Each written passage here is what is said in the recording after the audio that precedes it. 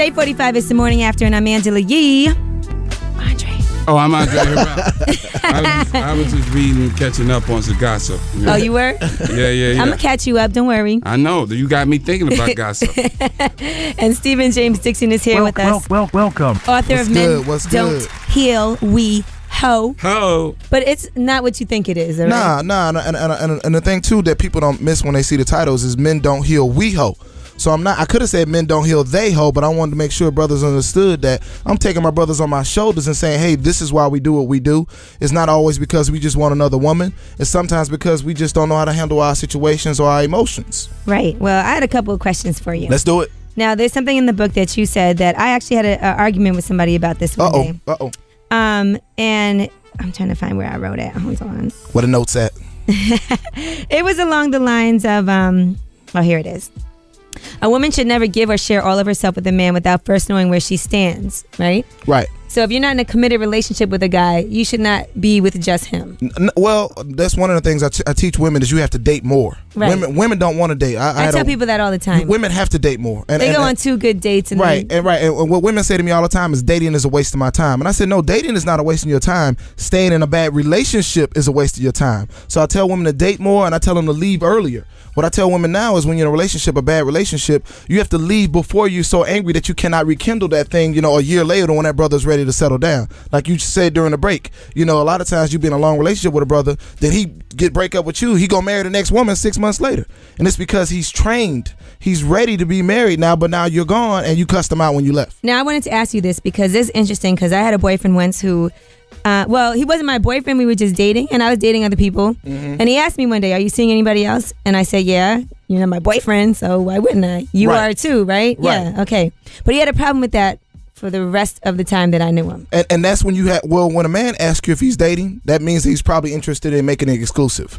And so then you have to know as a woman to say, okay, where are you going with this? Are you saying you got to just ask him? Because sometimes with men, if we come to the table and we want to, share our feelings, our emotions, our heart with you, things like that, sometimes we'll get halfway there. And do you say something that throws a curveball and now we thrown off? Now, what about you, Andre? If you were like dating somebody and you knew she was dating other guys, would that bother you?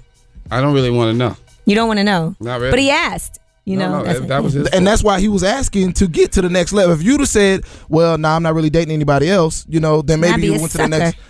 It's possible. Yeah, so if you were dating somebody and dating other women, and then you found out the women you're dating are dating other people, is that like an instant turnoff? Depending on where you are with the relationship. Like you might be dating a couple of people and figuring out who you like the best, and it might be this person. And if you're nervous about them not wanting to commit because they're dating other people, I could turn you away. You know how much fun it is to date multiple people on your birthday? Have a blast. Invite them all to the party. Kick it. Do your thing. You. That's when you really big pimping. Do you. I got the best presents that year. Ex-girls, new girls, girls waiting online. I used to invite them all out and let them meet each other. I didn't care. What? I had parties in Dallas. I know guys who do that. I had like 7, 8, 9, 10 women all at the party together, and I spent 15 minutes with this woman, 15 minutes with the next woman. But for me, it was about letting them women know that, hey, I'm not lying to you. I'm keeping it real with you. Either you in or you out. And so one of the things I teach single men is stop lying to women. Yeah, I don't know why guys lie. You don't have to lie. You don't have to lie. Just at all. Just don't do it. Women, just keep it real. And change your sheets in between. You know what I mean? Yeah, that's a good solid rule. So you think we shouldn't lie because y'all know?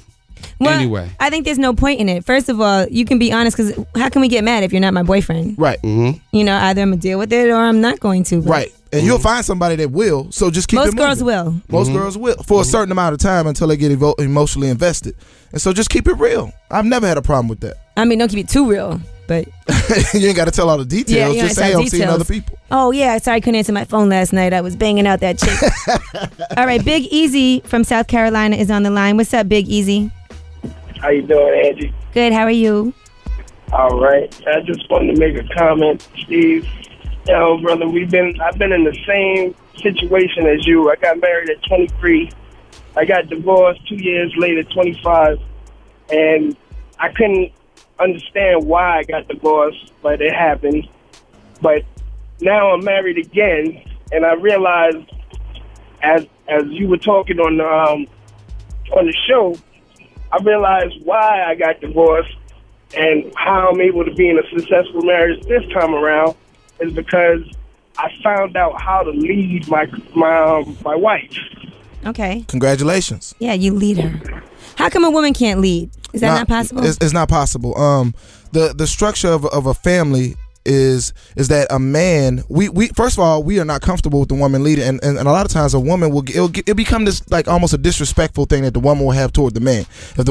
I talk to a lot of women who, one of the first things they say every time they're leading a relationship, say for example they make more money than a man. That never works. They'll say that up front, like, I make more money than him. I'm like, they ain't got nothing to do with the relationship. Well, I'm just saying, I have a few friends that make more money than their and husbands, they don't respect. and Right.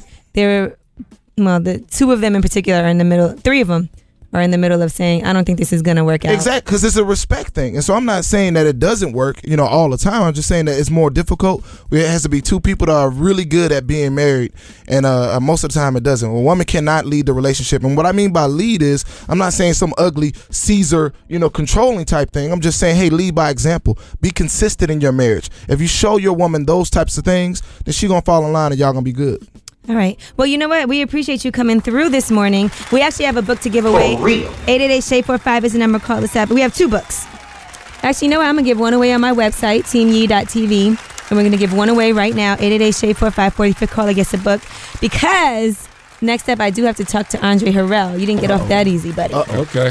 All right, but thanks for having me. Stephen James Dixon, we appreciate it. Where can people buy this book? Because people want to get it. Yeah, only on my website, StephenJamesDixon.com.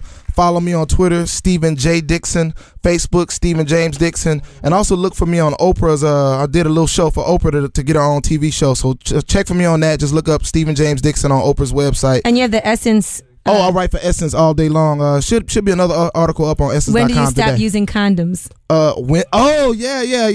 That should be coming up today. When do you stop using condoms is what I came up with was after about a year. And that person is not seeing anyone else and is serious about being only with you. You never know if someone's seeing somebody else. That's the catch-22. If you don't know, then you can't do it. And that came from, I talk to women all the time who are women with kids, and I was like, well, why do so many women have kids?